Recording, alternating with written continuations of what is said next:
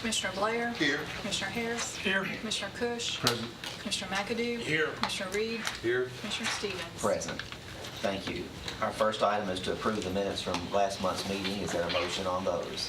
Mr. Chairman, I reviewed the minutes and they look in order and I move for their approval. Commissioner Harris moves for the approval I'll of the second. minutes. I'll second. Second by Commissioner Cush. Any discussion?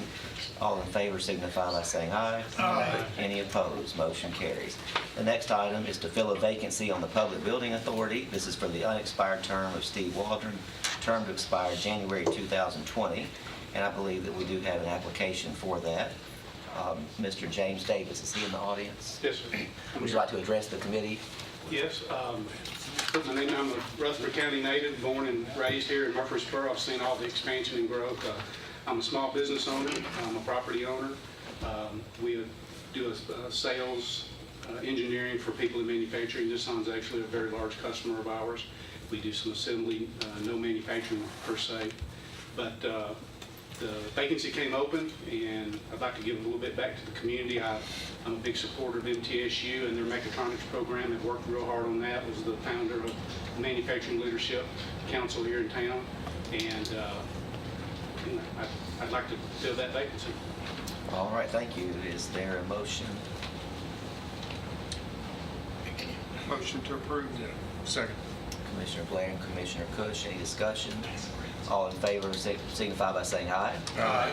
All right, Mr. Davis, your name will be submitted next week to the full county commission meeting at 6 o'clock on Thursday night. Mr. Chairman, a comment. Mr. Davis has also been very prominent in working with career and technical in our schools here in Rutherford County too. So thank you for your effort there. You're more than welcome, and thank you, Mr. Brooks. Very good. Our next item is to fill a vacancy in the office of county coroner. And I believe we have one application for that. Mr. Carl Hudgens, is he? Carl Hudgens, I'm now the director of the ambulance service, and I was the deputy coroner under Mike Nunley probably for over 25 years. I've been employed with the EMS since 1988, and since Mike Nunley's retirement, I'm requesting to fill that position. And I've got a good working relationship with the Forensic Center out of Nashville, first name basis. Work very well with all the law enforcement detectives from all the agencies, Smyrna, Laverne, Murfreesboro City, and Rutherford County. And I'd just like to continue that, and I appreciate your support. Okay. Is there a motion? I move for his approval. Commissioner Reed, is there a second? Second. Commissioner Harris, any discussion? All in favor signify by saying aye. Aye. All right, Mr. Hudgens, your name will be submitted next week for the full county commission's consideration on Thursday night at 6 o'clock. Our next item is to fill a few vacancies on the Linebaugh Library Board, and we have one left by Kathy Campbell, whose term ends June 2019, a position to fill the remainder of Jamie Burris's term, which ends in June 2020, and then one for a full term that ends in June 2022. And I believe we have 4 applicants for those positions. So we'll just go through there in the order that they're on the iPads. The first one is Mr. Christopher West. Hi, I'm Chris. Good evening. I'm born and raised here in Murfreesboro. I've been, right now, I'm the Vice President of Human Resources for National Healthcare Corporation. I've been with NHC for 22 years. Right now, one of our big focuses and one of our focuses in the community and our state, of course, is workforce development. And I know that trying to help improve our education for not only our children but our adults is real critical to our mission here. And I feel that the library system is a critical cog in that. I'd love to have your support as far as being on the library board and considering an honor to do so. All right, thank you. Next applicant is Mr. Phil King, and I believe he's not able to be with us tonight. He is not here. He sends his regrets. He had a 2-week commitment out of town for his work, Okay. but he is anxious to serve as well. All right, and our next applicant is Ms. Lisa Trail. And Lisa had a work commitment tonight as well, but she has served for the last 3 years on our board, has been an excellent board member, and would love to continue the next 3 Okay. years. And then Ms. Brianna King is the 4th applicant. I am applying to fill the unexpired term of Jamie Burris on the library board. And I have been a resident in the Rutherford County area for about the past 8 years, give or take. I've been very active in the community and really enjoy working with people. And I know my vision for being on the library board for the next year is to implement some educational programs on environmental conservation and reaching out to our local schools and going and reading to children, as well as reaching out to our senior citizens and engaging them on ways that they can reduce waste in our community and alleviate some of the strain that is on our landfill at present. All right, you've heard from the applicants. Is there a motion? Mr. Chairman, we have a letter from the director of the system from the library board with their recommendations, and I would like to make a motion that we adhere to the recommendations of the library board. And so that's for, Chris West, Phil King, and Lisa Trail. and so you're recommending then that we do that according to the terms that they put on their letter? Yes, sir, and the recommendation of the library board.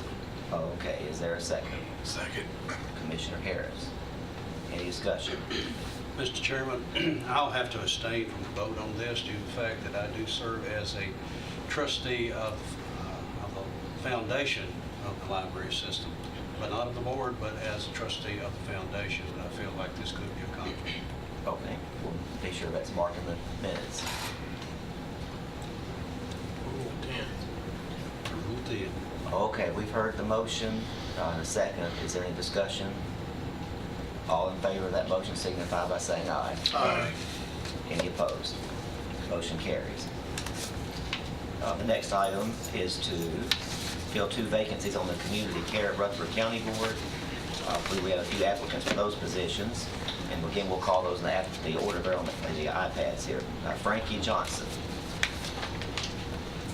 Good afternoon. My name is Frankie Johnson, and I am also, I was born and raised here in Rutherford County all my life. I worked for Rutherford County for 30 years, and I retired in 2004. And I was appointed to the Community Care Board in 2005, and I've been serving ever since. I enjoy it, it's an honor, and I would love to continue to serve. All right, thank you. Our next applicant is Miss Virginia Lewis. My name is Virginia Gale Lewis, and I was born and raised in Rutherford County. I worked for the old Rutherford Hospital and the present hospital for 45 years before I retired. I had several family members as patients at Community Care. One was my mother, and all had very good care, and I would like to see that that continues, and I would enjoy being on the board. Thank you. All right, and our next applicant is Miss Joanna Medlin. Hello, my name is Joanna Medlin. I'm retired from the City of Murfreesboro Police Department. I enjoy helping people. I was born and raised here in Rutherford County. And Community Care, I was actually a patient there myself at one time. I have seen what has changed out there, and I've recently had some people there that have been patients, and I think they're doing a wonderful job, and I'd like to see that continue and help with that. Ms. Medlin, how long was you with the police department? 23 years. How long? 23. Okay, you've heard from the 3 applicants. Is there a motion? Mr. Chairman, there's just one vacancy, is that correct? There are 2 vacancies. 2 vacancies. The Community Care Board sent us a letter recommending Ms. Frankie Johnson and Mr. Mike Nunley, but Mr. Nunley has chosen not to reapply. So Ms. Johnson's up for reappointment, and there's a vacancy as well. Do you want to do this in 2 separate motions, Mr. Chairman? It's the will of the committee. If that's the way you'd like to do it, then we'll entertain your motion. Okay. Make a motion to nominate, you said nominate them All, all? vote and for vote two. Okay, nominate them all. Second. All right, motion from Commissioner Blair, second by Commissioner Harris. Please call the roll. So we're voting for our top two recommendations. And we have, just to be clear, we have one reappointment application from Ms. Johnson, and the other two are new applications. Correct. Commissioner Blair, Johnson and Medlin. Commissioner Harris, Lewis and Medlin. Commissioner Kush, I'm gonna do Lewis and Johnson. Commissioner McAdoo, Johnson and Medlin. Commissioner Reed, Johnson and Medlin. Commissioner Stevens. Johnson and Medlin.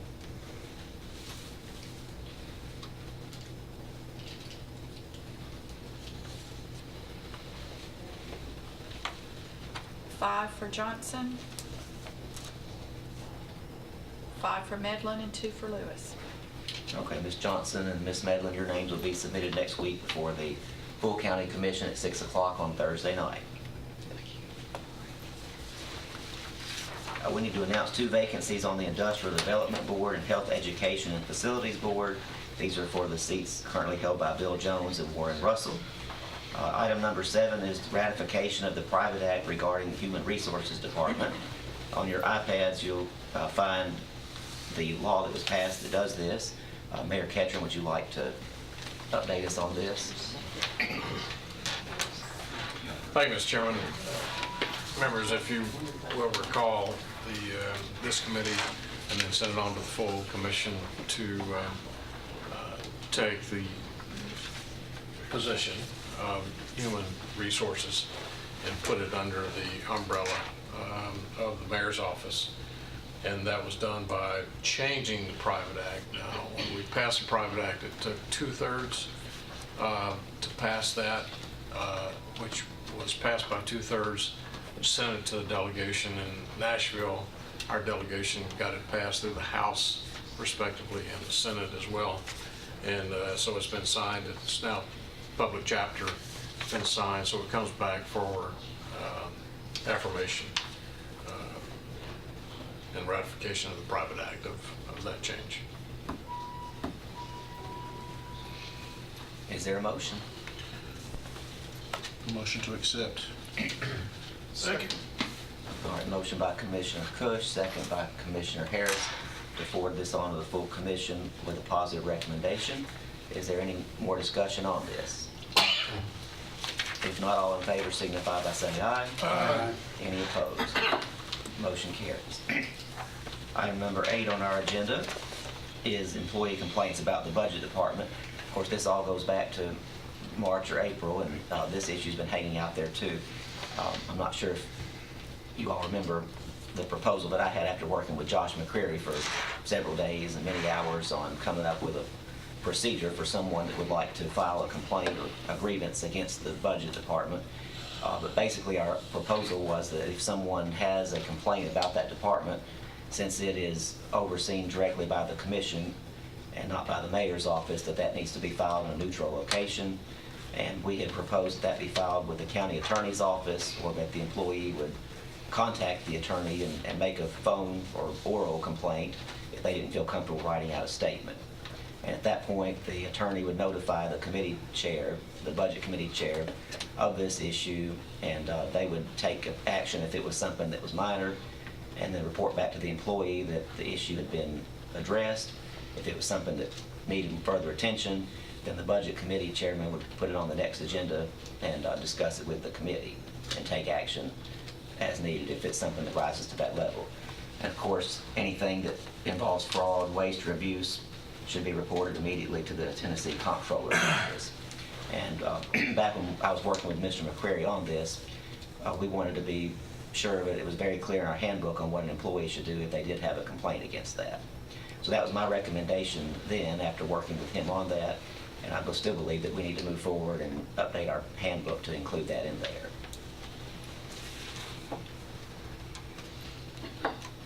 So are you looking for a motion to move this on to full commission for a 21-person vote? If that's the will of this committee. But that's your desires to move it forward? But that was the final product after working with Mr. McCrary all that time on this.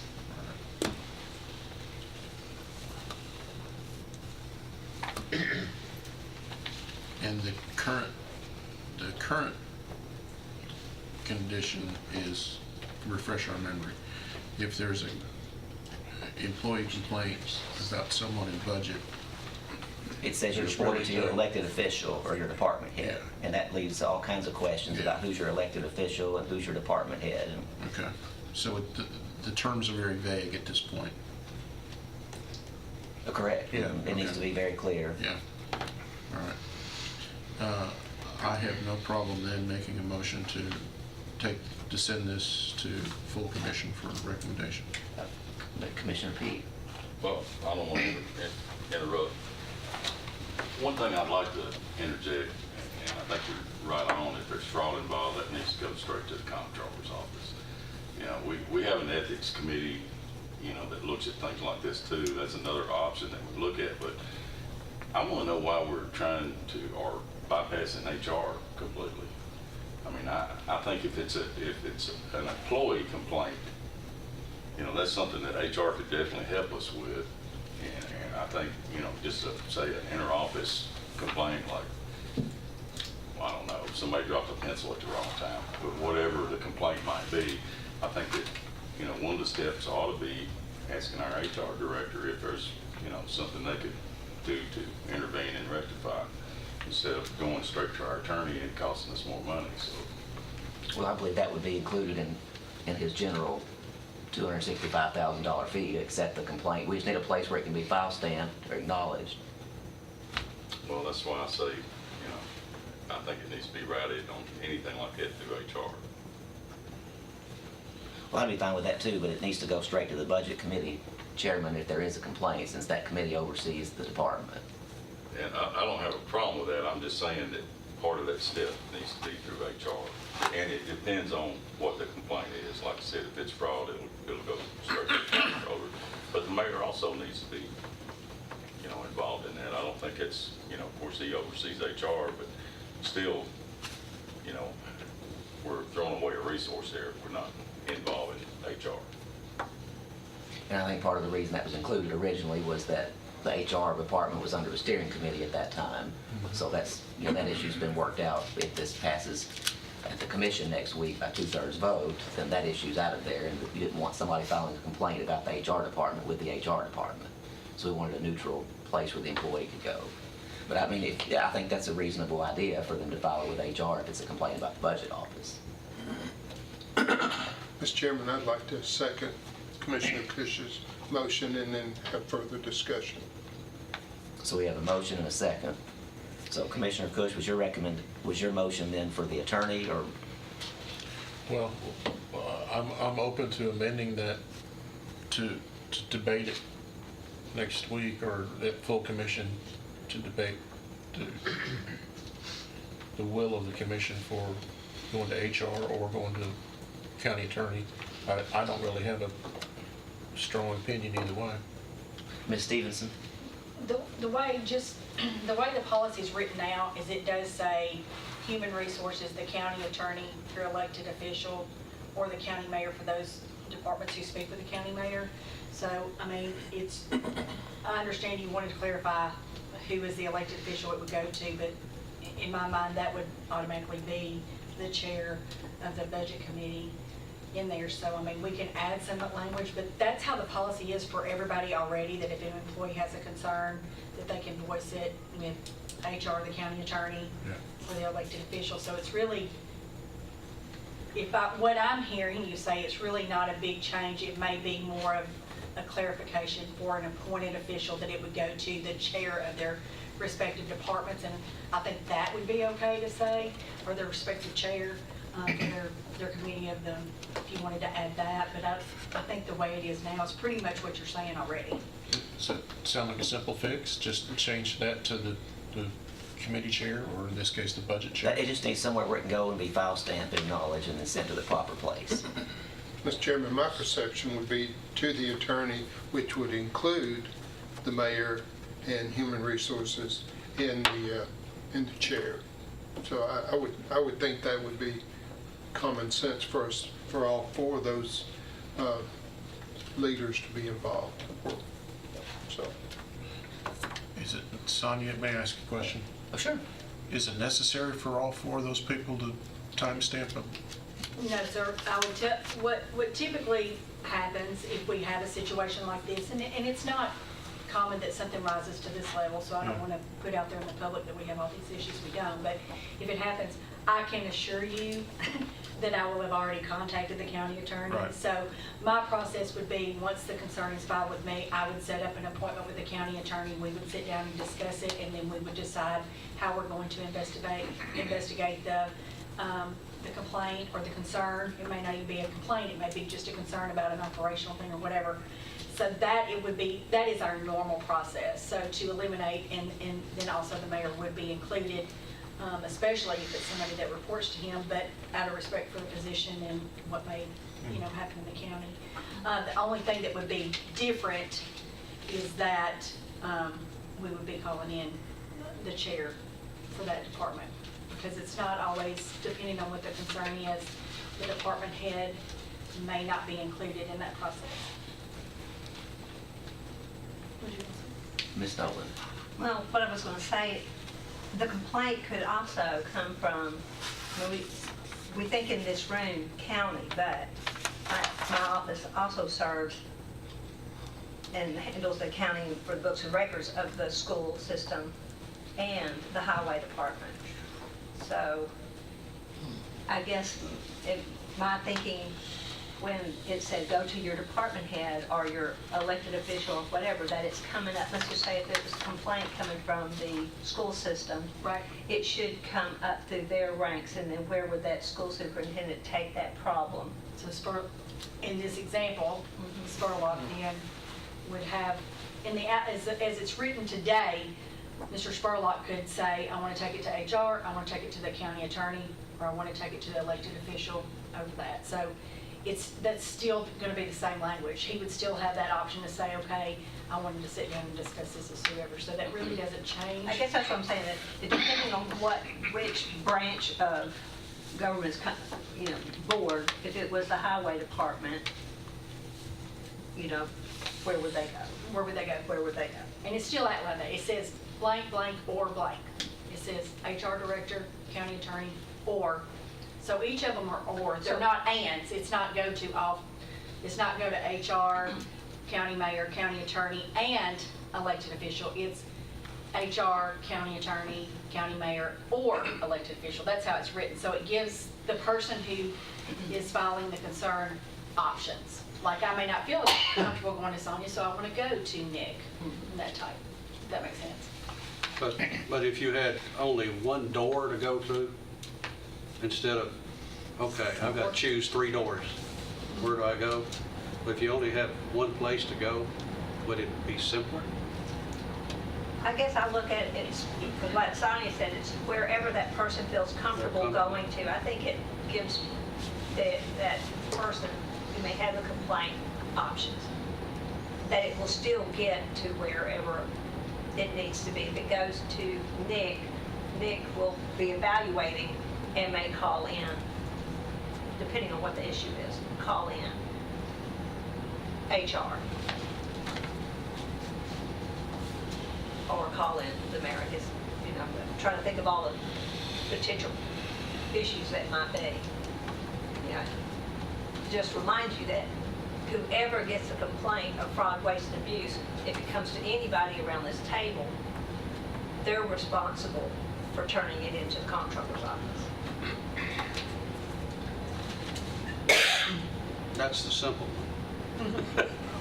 Yeah, bad stuff is a simple thing. Yeah, the bad things are simple, it's these others that.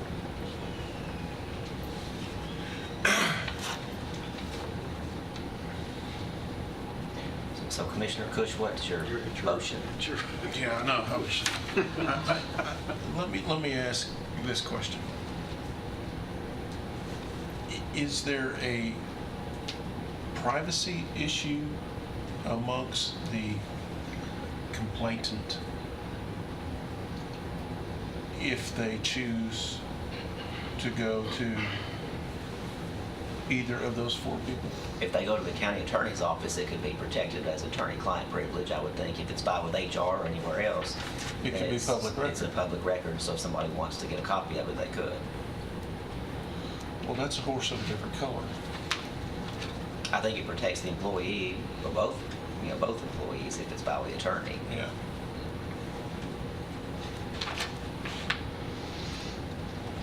I think I'm gonna stand by my original motion then, and I'm kind of liking the single source and taking it to the attorney, if nothing else for that reason.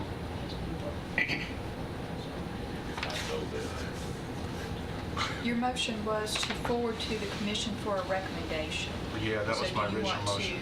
to And narrow I'm down? gonna massage that by saying my motion is to take it to full commission for recommendation that, Or How about approval Approval. of his proposal? that, that complaints go to the, all the complaints regarding budget go to the county attorney. Okay. And I'd be happy to stand up Thursday night to explain, if nothing else, for the private issue, and client attorney privilege. Because I'm just thinking, if I had a complaint about a supervisor, an issue, and went to my elected official, whoever that was, I may not want to read about it the next morning in the paper. I may want that to be between Nick and myself. Until it got to a point where Nick said, you can't keep this a secret any longer. So, that's just me. So, I understand where Commissioner Cush is coming from. How would you handle something like that? I think it would depend on the nature of the complaint, how it came to me, who it involved, who was making the complaint. My duties of confidentiality are first and foremost to the commission, and of course, on a daily basis, I do interact with employees and other officials. You know, there are things to think about through all of this in terms of could any sort of dispute or lawsuit arise out of the complaint, particularly if, as a result of it, there's a termination that would come from it. I view this, and I haven't looked at the file that Josh and Robert had on this, but if that's what they thought was best, I'd have to, I don't have a reason to disagree with it. I envision my role in that simply as a receptacle. And what I think my first instance would be to do would probably involve the other people that we've talked about that oversee the actual operations on a day-to-day basis, and if they have any questions from a legal perspective on reacting to that complaint. I don't know the extent I would actually get involved in the investigation of it, or whether we'd have to hire an outside third party to do that, but in terms of a receptacle, I don't have a problem doing that, and that way it's been received by the county and sent out to the appropriate people.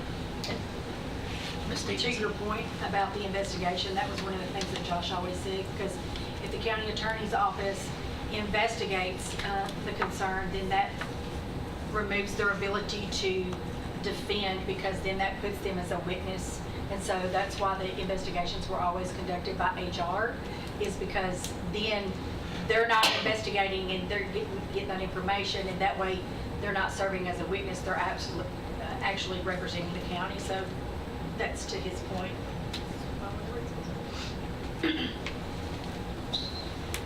Ms. Nolan?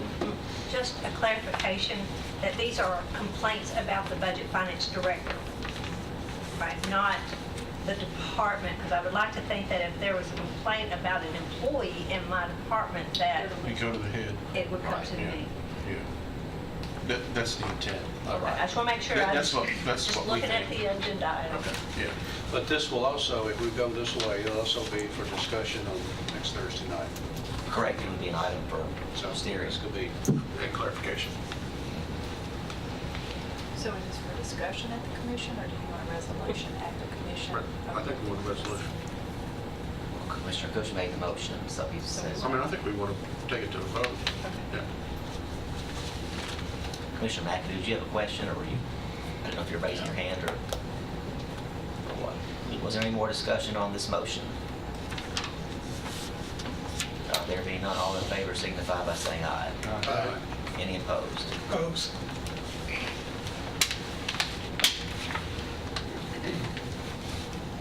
Okay, members, our next agenda item. Number 9. Number 9, time limit for public hearing speakers. Commissioner Harris asked that this be put on the agenda for tonight, and we'll let him kick off the conversation about that. Well, we got some things coming up, especially on with tax increase and stuff coming up, and I want to put a limit on how long someone can talk during a public hearing. I feel like they kind of get away from us, and I think everybody should be heard. I want everybody to be heard, but it needs to be in an appropriate time. And I asked the county attorney to look at this and see what the rules are. And Josh, you don't mind, do you? It's Nick, but and I don't take offense to that. It's a compliment. It's all right. Won't be the last time, I'm sure. I'm a little taller than you. You've talked long enough.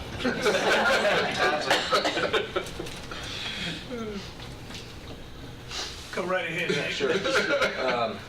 So the current rules and regulations of the county commission provide that you can set time limits now, really, to any item. The commission can do that, and if the commission doesn't, the chair, the mayor, can do so and set a reasonable time on any item.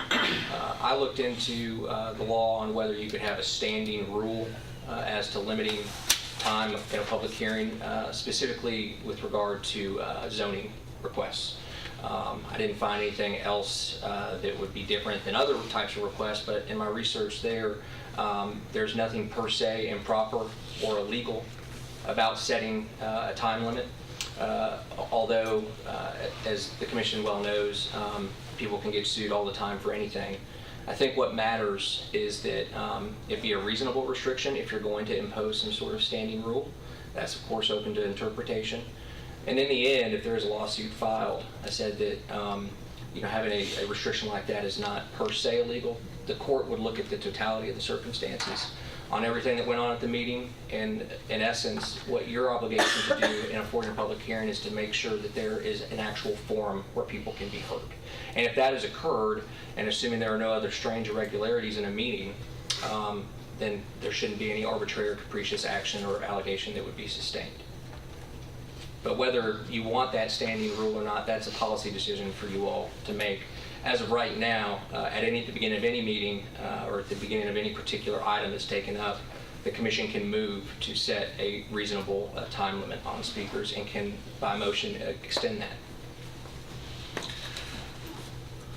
So if I heard you right, I'm sorry, but I have to ask the question. If I heard you right, at the beginning of every meeting, we can say, tonight, we're going to limit our public hearing speeches to 3 minutes, and then we vote.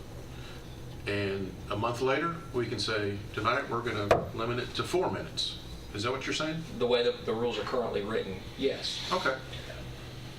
And that's not just for full commission, that can be planning and rezoning and anything else? Yes. So there's no hard fast state law that says some citizen has to have 3 minutes? No, and again, I think this just goes back to taking every item as it is and making sure that the public has had a reasonable opportunity to address the commission. And so when the buzzer goes off or the gavel is banged and that time is up, how do we, if we choose or if somebody chooses to extend that time, how's the proper way to do that? I think that there could be a number of ways that it could be done. I looked at some other counties because I always think it's good to see what other people are doing, whether it's right or wrong or indifferent. Some counties have a form that is filled out at the beginning of a commission meeting that you request, and you say how much time that you need, and if you need more than 5 minutes, you ask how much more time you need, and you ask for the request on the front end, and then it can be taken up by motion before that particular speaker goes of whether to grant that extension. And so, but if you did not have that and somebody requested an extension, you could take it up by motion and by a majority vote, accept the extension or deny the extension. All right. So if somebody was speaking and talking about something pretty interesting or important to what I think we should all hear, if the buzzer goes off, I could raise my hand and say, Mr. Chairman, I would like an extension to this person's time? I think that a commissioner could go ahead and ask on behalf of the applicant, or the applicant themselves could ask if they could have that time, and you could take that up. And then we would immediately do a majority vote? I think that's the way the rule is written. Okay. I'm just curious. Yeah. All right. Commissioner, Mr. Chairman, what we've done some in the past, been on a commission 24 years and been on planning 17 years.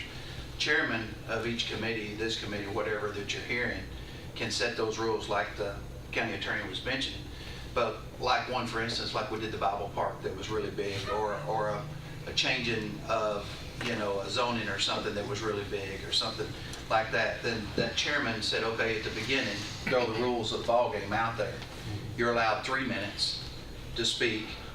Please, each person say something different, because it gets pretty repetitive after a while. But that's the thing about public hearing, is that that's where everybody wants to be heard. It's affecting them. They're emotional about it. They want to be here. They want to speak, and we got to give them that opportunity. So we definitely don't want to take that away from anybody. That's a right that we definitely want to leave there in place.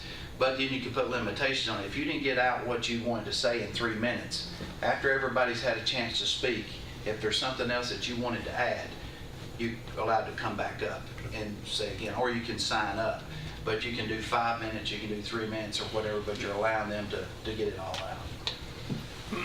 Well, as it is right now, Mr. Chairman, people call in if they have comments, or call in to Vicki, and I'll have that list prior to the meeting of whoever wants to speak, so I can call them by name. We haven't, since I've been here, since September, we have a 3-minute limit on rezoning, but haven't had a limit on public hearings. But like Mr. Salmon says, sometimes some people get up and say the same thing that's already been said by somebody else. They just want to say it. You could limit it that way, or you could, as in the last meeting that we had, the gentleman from Leanna didn't think that he thought he was through, but somebody else came up and he didn't come back and speak again, so. You made a good point. This is not affecting the public comments at the beginning of the meeting. No. This is for public hearings for rezonings and such, the budget hearing, for example. So we can set a limit of 6 minutes, and then if you feel that they need to say more, we can just ask for a motion for additional time. That's one way. I would caution against every meeting doing a different time, because if you let 3 minutes on this issue but 6 on that one, you're opening yourself up to trouble. If you want to move forward that direction, it needs to be the same for everything. Well, I'd like to give a motion to make it 6 minutes for public hearing. A motion by Commissioner Harris. Is there a second?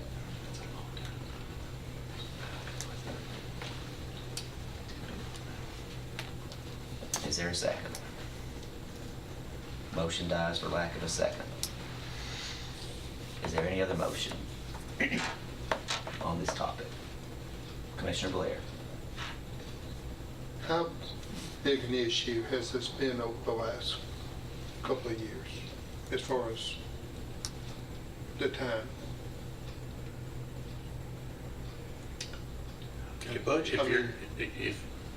If you're asking a general question, I am asking. at full commission, I can tell you at full commission has not really been an issue. Now, individual committees, we don't really have people speak on committee level. On planning, we have public hearings, but those don't get excessive. And typically our chairman does a good job of keeping the repetitive comments down by warning up front not to be repetitive. And so, it's really, it's dealt really by the chairman on the planning side, on how he conducts the meeting. In the last 3 years at the public budget hearing, that will come up in 2 weeks from now. The last 3 years, we haven't had anyone to even speak. The year prior to those 3 years, we did have several people speak at that one. Well, one of the things that I'm concerned with is we got waste management coming up, just very emotional. It's gonna be a lot of comments, and I have no problem. I mean, I don't want you, any of y'all, to think I'm trying to stop people from speaking. I'm not at all. I want them to speak. I just simply want to get to the point. And when waste management comes in, we got over 100 people, then we gotta keep it at a reasonable time. Now, I'm all for the chairman, to turn it over to the chairman and let him make rules before the meeting. And you already have everybody, you already know what's coming up, right? So I'm okay with that. Well, he may not know how many people are coming to speak at a public hearing, but, if it's something that will be emotional, he could say at the beginning of the meeting, when this topic comes up, you get X minutes. You kind of judge by the crowd. Exactly. Commissioner Mack. We got one issue coming up that we haven't had in several years. That's a property tax increase. If anybody ever sit through one of them, it could be some groups who come up here with visual aids and the whole 9 yards. So the chairman, the mayor, somebody's gonna have to set a stipulation on that. Because we have had video displays and everything else during these property tax increases. So it'd be hard for us to just say we're gonna limit everybody to 3 minutes, 4 minutes, 6 minutes. And really it should be up to the mayor's office on that form to let us know, because they request visual aids and whole 9 yards. We need to keep that in mind. Well, and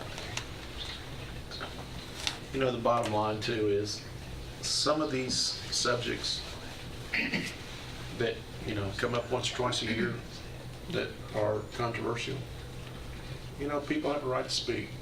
And we were elected to listen to those pros and cons and weigh the evidence. So, we get paid to sit there whether it takes an hour or 10 hours. So I don't care how long it takes. I'm willing to listen to what people have to say, or the complaints they have to say about their government or what we intend to impose. So I'll just bring lots of snacks. I guess my point is that continue to have strong chairmanships, because all of our addresses, emails, and phone numbers are for public record. So if someone has an opinion, I'm pretty easy to get in touch with, as the rest of you are. So, I would hope that we would have our chairman position strong to keep that conversation flowing. You want pizza? Is there any more discussion on this topic? I agree with, our chairman has done a really good job of working with this. He's calling for a friend, I think. So he's getting his phone a friend up here. But I know in planning, just about a month or two ago, we had a topic come up. We discussed it for 2 hours, and then it was pulled. But still, we sat there and listened to everybody from that community and heard what they had to talk about. So, when you set a definite time or whatever, I think we're getting to a point where we're restricting ourselves from listening to people wanting to voice in particular situations. That's just the way I see it. Commissioner McAdoo. Well, in the past, if we had quite a few people that want to speak, I love to let them speak, because we can always continue the meeting the next day or whatever. And we did do that with the fire department. We let them speak, and then we continued it the next week. I'm just of the opinion, if a person spend their time to come up here and express their opinion, then I should listen. And it's hard to set a time frame for each person, the same amount of time. So I think the chairman should be the one to make that call. Any other discussion? Mr. Chairman, Commissioner P. I was actually chairman of steering when we started the public comment. And I wanted to differentiate these two. We set a time period of, I think, a maximum of, wasn't it, Mac, of a half an hour? And that's why we set it 3 minutes, in case we had multiple speakers that would give them a time to talk. So that's why that was limited initially there, because we had a window there, and we had public hearings that we knew that we'd have to cut off for at 6:30. So that was part of the reason behind the 3 minutes there on that.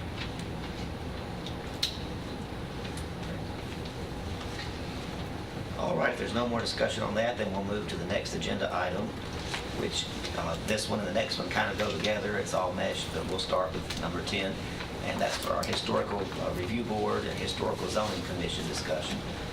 Mayor Ketchum, would you like to start this conversation? And of course, our county historian is here as well, Mr. Tucker. I think that was him calling me on the phone. I think the establishment of the Historic Zoning Commission was... Would he like to join us at the table? Me to address it? Yeah. You have 3 minutes. 3 minutes. I like seeing that. He was calling requesting more. I didn't get the memo. I am familiar with the enabling statute. We have the option of creating a historic planning commission, which could then set up historic districts and have enforcement authority within those districts. I think this is something we ought to consider. The city of Murfreesboro has a couple of districts. The county right now doesn't have that authority anywhere. For example, I think the county should clearly control where we're standing in our campus and our immediate surroundings above any efforts by the city, but that's down the road. I also think it would be bureaucratically efficient. That sounds like an oxymoron. To try to combine the functions of the Historic Review Board that you have just recently approved and a Historic Planning Commission. But the Historic Review Board is yet to come before you one more time in August and will not have any authority until hopefully we'll begin on September 1. And then if you read that statute, the Historic Review Board has considerable discretion. And right now, we can't really tell you how we're going to act on any given set of facts until we see those facts. So I would say, give us a chance to get the Historic Review Board in operation and understand what we have there and what we can do with it. And then let's come back maybe in 6 to 8 months and take another look at the possibility of a historic zoning board, or planning board, whatever we want to call it. And you can expect that if it appears it would in any way enhance our preservation and the attraction that historic preservation has for the community, I'll be favoring it. Thank you, Mr. 3 minutes? And the minutes from your first board meeting were attached to our agenda as item 10A, so that's why I didn't know how or why they were combined there. But it looked like y'all had adopted a draft of your first guidelines. So those will be coming back then, and we don't need to do anything with these tonight. No. Okay. No, I'm glad you've got it for plenty of time. We don't, We'll be back. of course, as you know, Mr. Chairman, we don't meet in July, and that's why we told them there's no sense in them trying to come back before committees, since we're not here in July, so they'll come back in August before the committee. Very good. It is. May I make one comment, Mr. Commissioner Chairman? Kush. Mr. Tucker, no, keep your seat. Keep your seat. No, I'm trying to hear. Oh, okay. I'll talk. Pettis and I. Yeah. I was seeing if there's any other planning commission members. Commissioner Reed, yes. Pettis and I sit on the Rutherford County Planning Commission as well. It sounds like at some point in time, perhaps those two committees have an occasional conversation.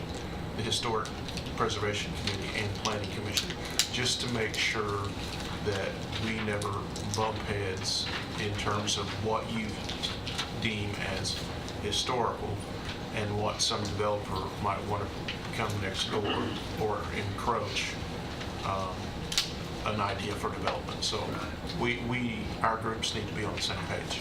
Good. We do have Charlotte Fee as a member of our review board, because she's also a member of the planning commission. But yes, I think very much I agree with you. Thank you.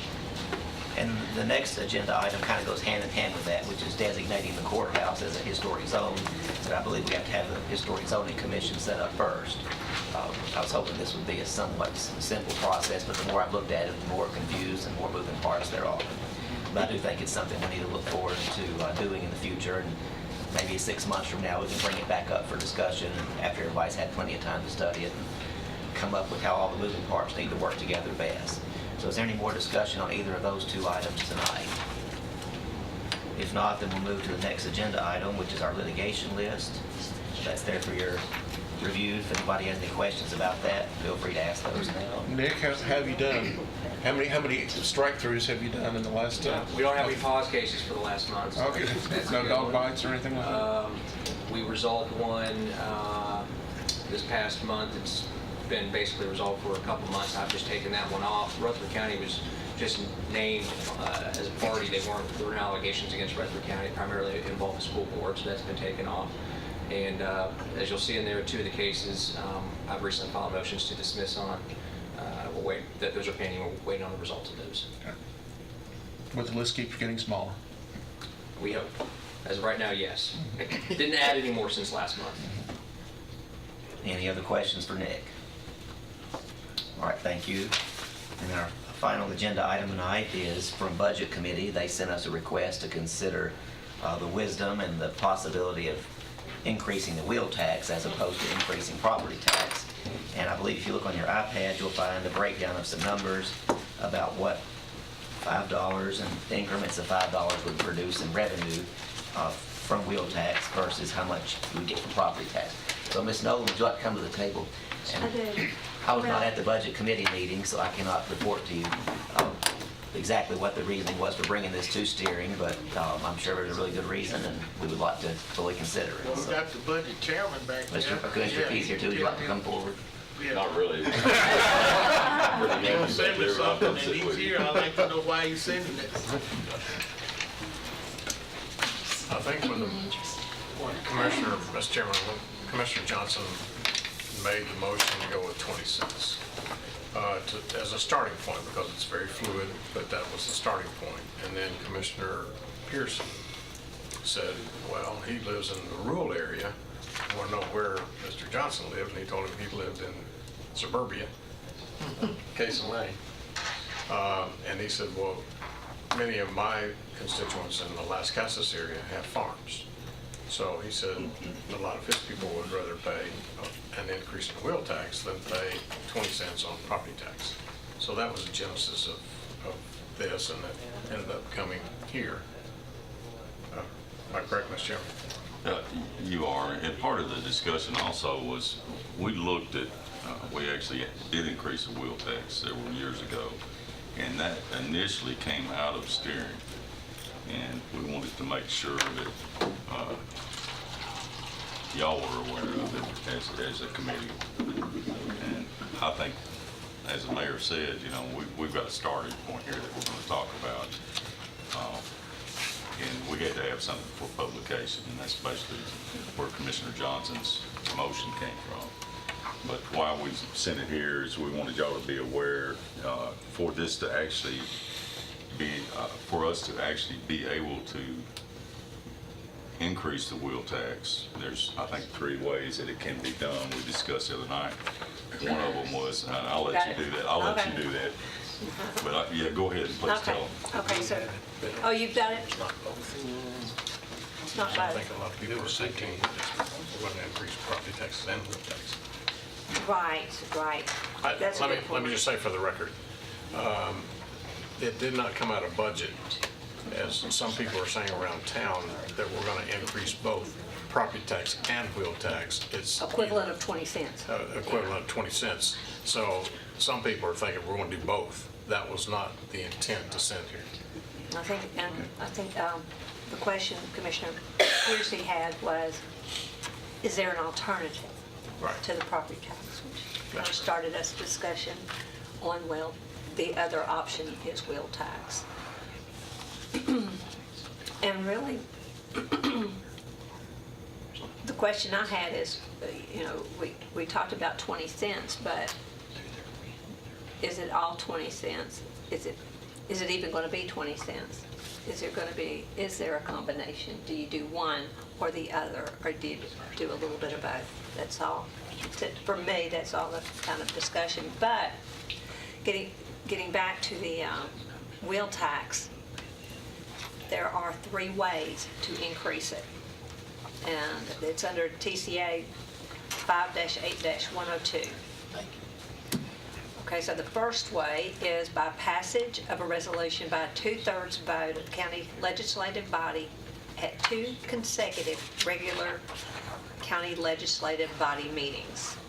And we've got one, the 26th and what's the other one? 13th and the 26th. That would be our 2 that we have in June. But I'm pass on down there, but there's another 2 consecutive regular, yes. But then you drop on down. It says the 2/3 majority resolution method is subject to a referendum if a petition signed by a number of registered voters equal 10% of the number of voters in the last gubernatorial election is filed with the Election Commission within 30 days of passage. So if it passed on the 13th, passed on the 26th, then you have a 30-day wait to see if it is. And then if there is the referendum signed, I guess which way, could make it subject to the referendum.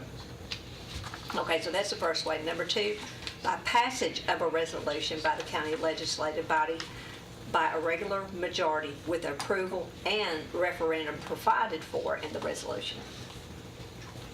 And then the third way is by private act. Well, so number 3 won't work. Number 2 won't work at this point in the year to have a referendum, assuming the people would even pass it. And the other one isn't guaranteed if somebody's able to gin up 10% of the voters, so. That starts a referendum. Right, so. In the private ag next year. Yeah.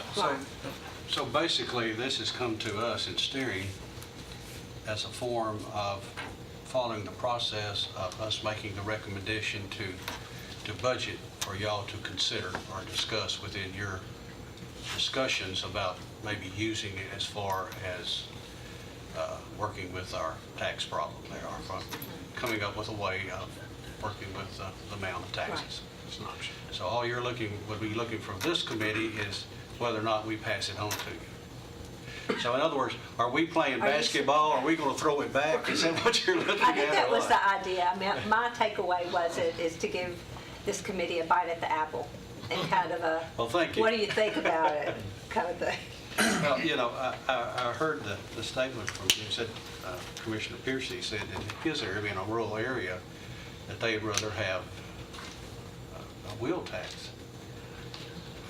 I guarantee you, I've got a rural area. First thing they're going to say, they don't want a tax at all. I mean that's the answer. And I know the chairman here lives in a rural area. The wheel tax, I'm not sure. I'm not sure if they want that whatsoever. And depending on the age of your constituents, because if many of them were here in 1972 when that was passed, and then after that, people are still bitter about the wheel tax. So I can't come out and say, they're out there saying, I want a wheel tax. I just can't say that. My concern with the wheel tax, and, I think in a roundabout way in my thinking is, yes, it gives everybody an opportunity to spread this enjoyment. But the thing you have to look at too, are we gonna send more to the borderlines again than what we're doing? I'm getting tired of every time I pull up somewhere, I see Coffee County, Bedford County, and I mean, we got a lot of those people coming here anyway doing their shopping and things of this type. But a lot of these people, I'm pretty well certain that's not where their residents are. And I've often thought if there's some way I could figure this out, if I could, you know, you come get your tags here, you know, we'll give you a mug or something, I don't know. But I feel like when we do the wheel tax, we are giving them something for what we're doing. I sat there and listened to y'all, and I sat here and heard a lot of this. I've sat here in this room. I guess now's my time to get on some. You said you wanted to know, and I'm telling you. But when I heard the statement made that we need to be telling people what they're getting for their tax dollars, I had to stop and think. I said, I'm a county commissioner, and if I cannot tell people what they're getting for their tax dollars, I need to be able to get in that little old truck and go home. That's my responsibility. But I woke up this morning thinking about that. I said, okay, I just heard Phil Valentine. Everybody knows Phil Valentine. He said, I'm going to see if we can get legislation to do away with property tax. I said, well, oh boy, you just go and do that. Show us how you're going to do that. But I just got up this morning and looked and said, okay, this morning I did away with the property tax. Well, I better not have a heart attack over it because I can't got an ambulance in to call because that's in your property tax. I said, well, somebody just stole everything I had. I can't call the sheriff's office because that was in my property tax. And I said, what about my children out here going to school? We can't send any of them to school. That's in your property tax. I said, well, I need to go down to convenience. Oh, I ain't got a convenience center. That's none of that. You know, when you look at it, like I said, if I can't stand here and talk to one of my constituents about our property tax, we got a problem. But, you know, I think this right here is just, I mean, like I said, we can pass it back to you and y'all can discuss it again. Y'all are working, you're massaging it, you're trying your best to get what you want and what we need. That's why you're on the budget committee. That's why we as a commission ask y'all to serve there. And y'all spent a lot of time and I'm not just talking to you, Lisa, I'm talking to everybody that's on that committee. And I'm not in favor of taking anything away from you. I'm just saying, I'm on my soapbox right now, and that's just a part of it. But the rest of the commissioners can see how they feel too. But I'll gladly, you know, say, okay, go back and see what you can do. If this is something you think we need to go or whatever, when you bring it back, we'll see what we can do with it. Mayor Ketchum. Thank you, Mr. Chairman. I think Chairman P was kind of correct, is that this was just, I think there was a feeling that they didn't want to bypass the steering committee because that's where the last decision was on the wheel tax. So they didn't want to bypass by default, and then all of a sudden, because we only have 2 weeks left, they were feeling the crunch of having to make a decision. So they said, well, let's go ahead and send it to them because they meet next week. And if they don't want to do anything, that's fine. But at least we won't be in default and have to call a special meeting, you know, to have, in case they say you bypassed us when you really shouldn't have. You know, so am I correct, Mr. Chairman? You are. You are. I think that's, so this was just a motion. You don't have to take any action tonight at all. Just say, we don't want to take any action. That's a budget committee meeting. Budget call. Yeah, it's a budget call. Commissioner Cush. Informational question. If my memory serves me, the current wheel tax allotment is broken down to approximately 3 percentages. The road, 30% to road, and then schools. 30% to the general fund, and then 40% for education. Okay. And I say education because that piece is split between the county and the city schools based on average daily attendance. Is that percentage something that we That is decided, something that or y'all is that decide. something the state said? No, this is what no, has this to is be? a local tax, and Okay. and this body decides how it's allocated. So we could change that at a And change whim? it. Okay. Thank you. Commissioner P.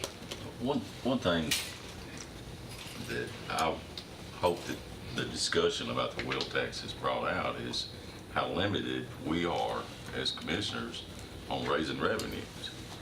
And, you know, as many of you know, in the past, we've done studies and we've looked at different options, and we've basically been shot down by our legislature, and we're limited on what we can do. But I think this is an opportunity, and I'd like for you guys to think about that.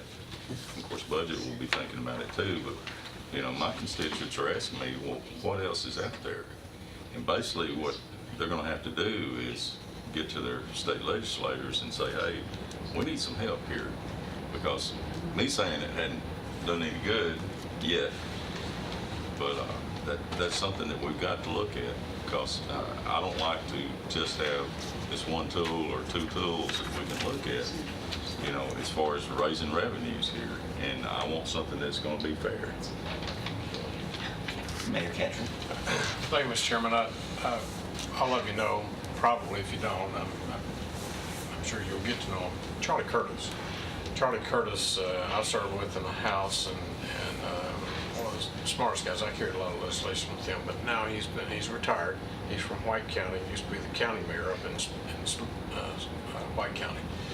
He called me today, and he said that there was a bill passed, and he's going to send it to me, but there was a bill passed the last week they were in session that I was unaware of, but it was dealing with internet sales tax. And that the Commissioner of Revenue tried to tie that legislation to the CITUS formula, and on behalf of the Tennessee County Commissioners Association, TCCA, the County Mayors Association, and there was another association that all lobbied for that piece of legislation. But I think as it is right now, anything that's ordered in the rural areas, it goes to the county and doesn't have to be. It's going to go from where the purchase is. Where the purchase, correct. Right.